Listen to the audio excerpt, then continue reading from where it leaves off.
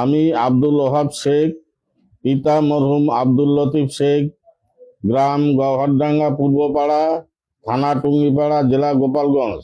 আমি দীর্ঘদিন ধরে বিএনপির রাজনীতি করি। আমার বড় ছেলে বর্তমান ৯ নং ওয়ার্ডের স্বেচ্ছাসেবক দলের সভাপতি, কিন্তু আমার ছোট ছেলে সজীব শেখ সংঘর্ষে নিষিদ্ধ সংগঠন ছাত্রলীগের রাজনীতির সাথে জড়িত রয়েছে, কিন্তু ছাত্রলীগের তার কোনো পদ পদবি নেই। গত বছরের ৫ই আগস্টের পর জানতে পারি সজীব ছাত্রলীগের রাজনীতির সাথে জড়িত।